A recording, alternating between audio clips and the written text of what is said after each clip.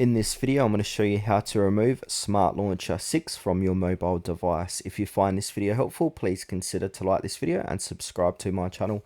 In saying that, let's just jump straight into the video. Okay, so I'm going to show you 3 different ways how to do this. So the first way is to find the app on your screen, and then basically what we need to do is click and hold down on the app and then click on uninstall.